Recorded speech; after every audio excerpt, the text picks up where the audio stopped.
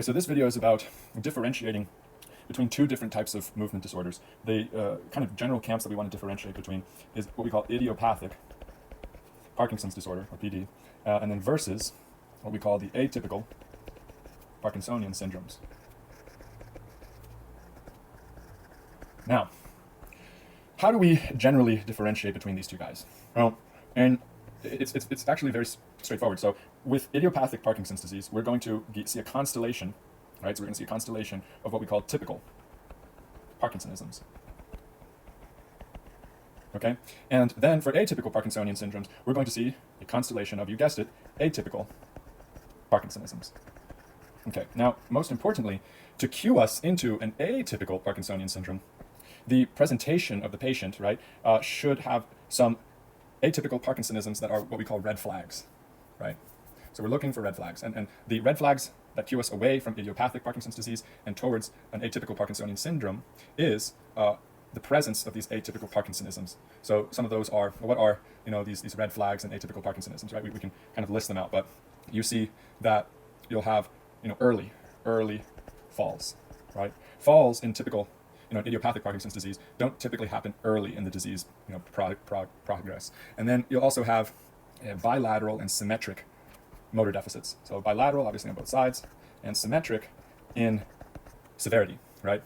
And so then you'll also, one thing that we'll see is it's a poor response to high dose levodopa, or that dopamine agonist. So poor response to levodopa, okay? And what we see with some of these, now, we'll also see some of what we call these plus signs. So what are some plus signs that we can see? And they're all kind of grouped under these plus signs. And so these plus signs can include autonomic dysfunction, and it can also include a cognitive decline. And it can also include some of these more cortical features. Okay, cortical features, like an example of that is aphasia. Remember that idiopathic Parkinson's disease, it starts at the brainstem, progresses to the basal ganglia, and then only in the late, most advanced stages will you see Lewy bodies affecting the cortex.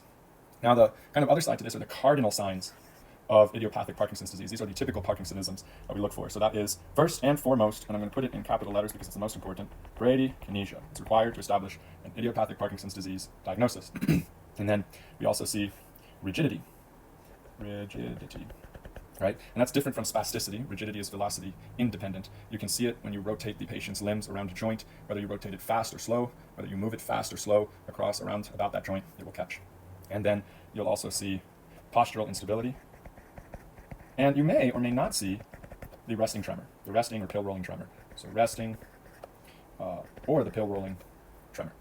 That is not required to establish a diagnosis of idiopathic Parkinson's disease. So again, you just look for typical Parkinsonisms. If you see several of these and you don't see any red flags, your diagnosis is idiopathic Parkinson's disease, pointing you more towards that. And so then if you read the vignette or the patient presentation and you see some of these atypical Parkinsonisms, like early falls, poor response to levodopa, or any of these plus signs, you start to suspect more of an atypical Parkinsonian syndrome. So now let's do a dive a little further into, well, what exactly is some of these atypical Parkinsonisms? So the first one that we kind of look at, and it's a pretty easy one to suspect, is a drug-induced Parkinsonism, right? So here we have what we call drug-induced Parkinsonism. And this is just, I like to think of this as Parkinson's disease, but it is bilateral, and it is symmetric, and it's non-progressive. So that's the most important part of this. It's bilateral, it's affecting both sides of the body. It's symmetric in its severity when you do the physical exam. And it is non-progressive, right? Because it's dose-dependent. The Parkinsonism effect is what we call dose-dependent, because it's the medicine that's causing this. Okay, and what are the medications that cause this? I mean, if you think about how Parkinson's disease works, which is a paucity or a lack, a deficiency of dopamine, then that kind of cues you in that any medication that blocks dopamine, so dopamine blockers or antagonists, so dopamine blockers cause it, and that's specifically, in the neuropsych world, you'll see this happen with neuroleptics. Neuroleptics, the other word for a neuroleptic is an antipsychotic. Right? You'll see that happen in the neuro world. Some antiemetics like metoclopramide can also cause this because they antagonize the D2 receptors. And you might also see it with some chemotherapy drugs and some toxins like organophosphates and pesticides. But the most important thing is this first point for drug-induced Parkinsonism as our first atypical Parkinsonism. Now, The next atypical Parkinsonism that I want to cover is dementia with Lewy bodies.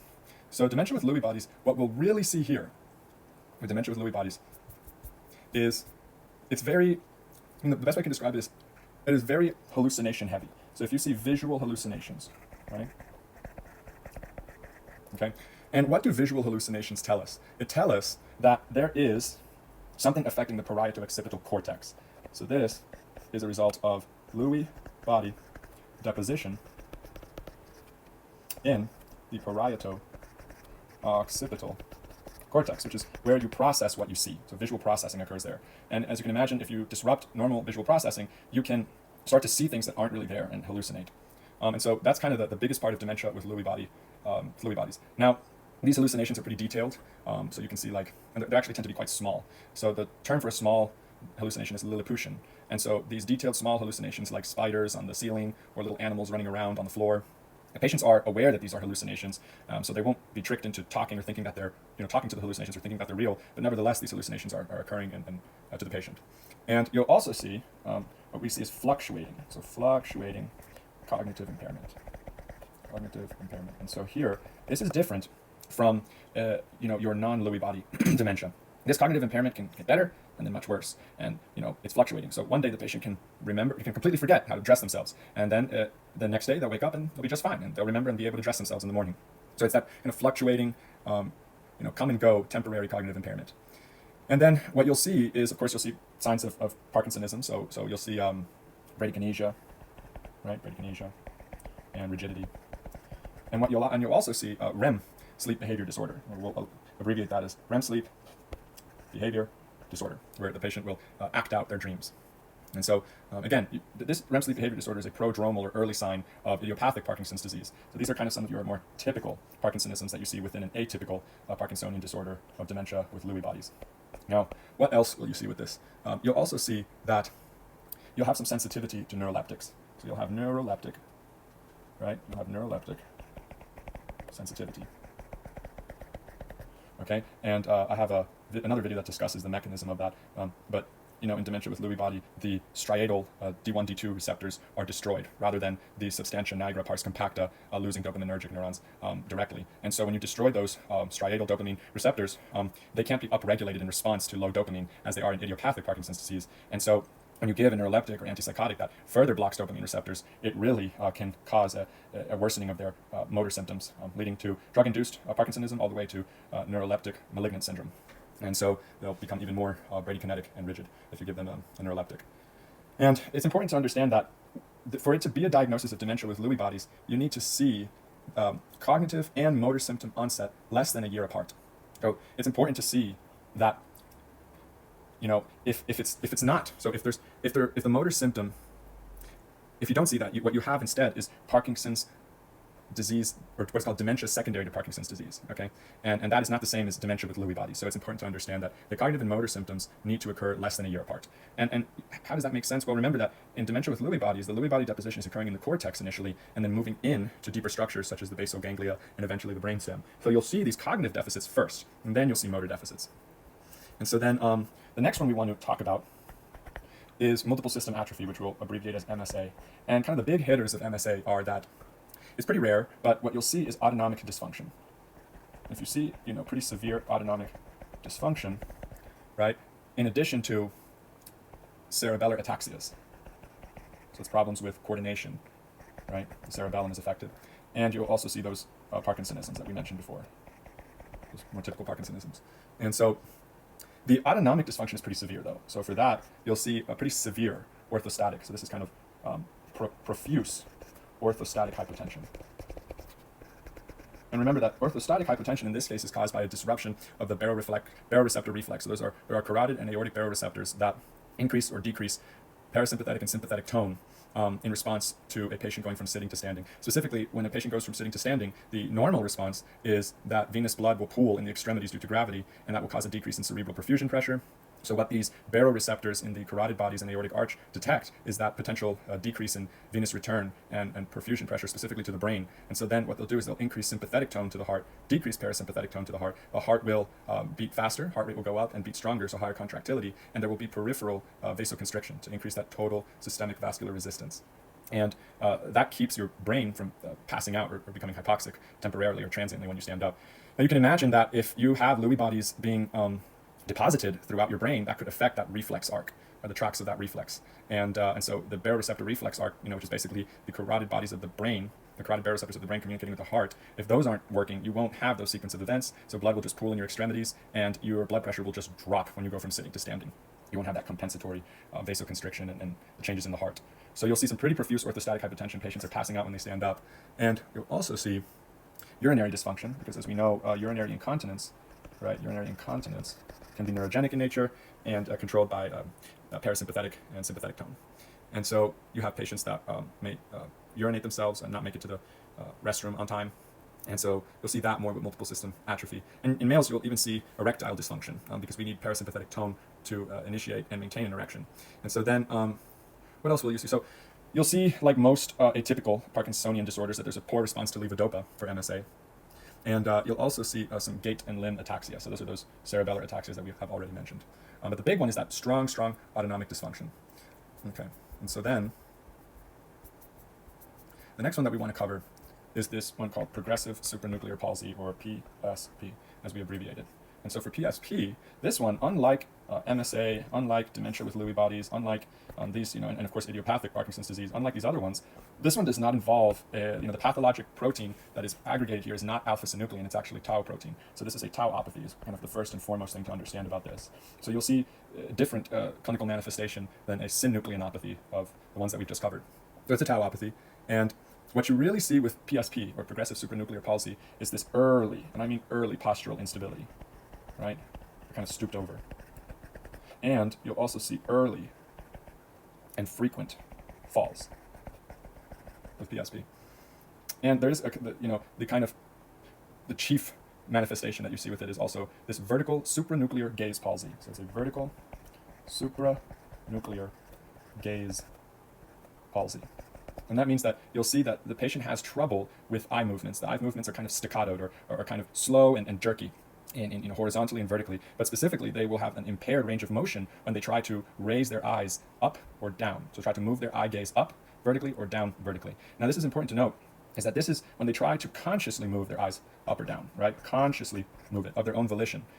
If you tell the patient to focus on a point ahead of them or in front of them, and then you move the patient's head up, down, side to side, you'll see that the eye is still able to do it reflexively or subconsciously. It's the conscious effort to try to move that gaze up or down is impaired.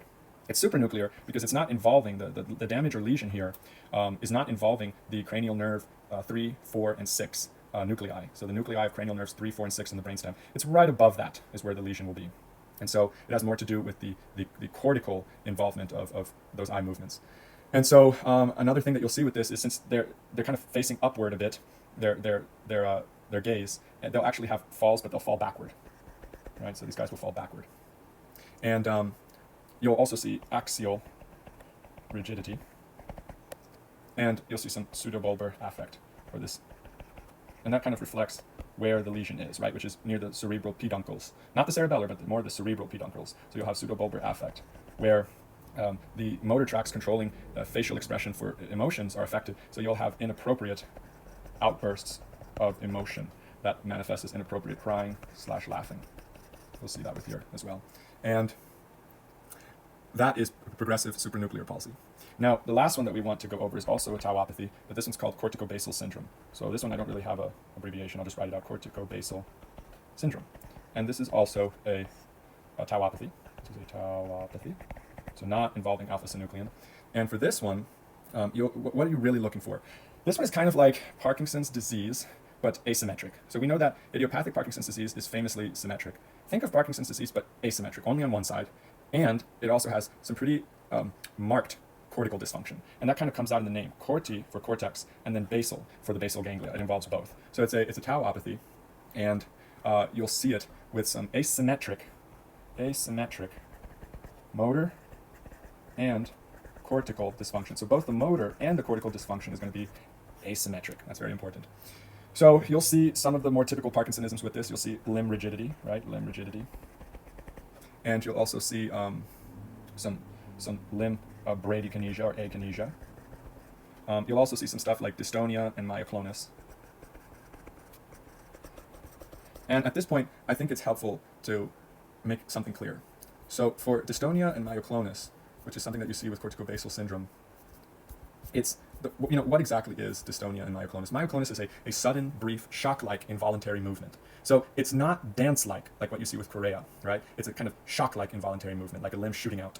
And then dystonia, so that was myoclonus, but now dystonia of a limb is a sustained involuntary muscle contraction. So maybe an arm will flex itself really hard or extend itself really hard all of a sudden, and it'll be a little more sustained.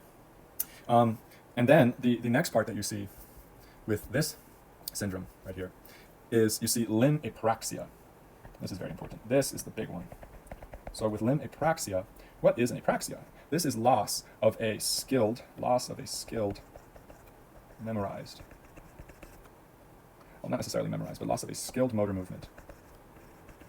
So an example that we give here is screwing in a light bulb, or using a screwdriver. It's that muscle memory that you get when learning how to do a motor task. That's an apraxia, not to be confused with an ataxia. And then this is something that you may or may not see with these patients. It's not super common, but it is pretty distinct, which is alien limb phenomenon. And so essentially, the limb is looking for sensory input. Remember that with corticobasal syndrome, we not only have motor breakdown, we also have cortical breakdown, so that includes sensory deficits as well. And if we have a limb that can no longer feel stuff, it will start to search for sensation and kind of do its own thing. It's an estrangement of that limb and its movements from the rest of the body. And one of the most important things here is the asymmetrical nature of corticobasal syndrome. With these sensory deficits, you can also get aphasia and other cortical signs if it affects the left hemisphere of the brain.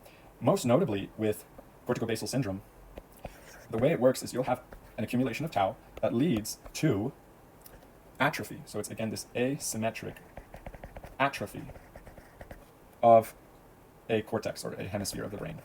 And so you'll see on MRI of the brain, you'll see one cortical hemisphere is much more atrophied than the other. And that's very indicative of corticobasal syndrome.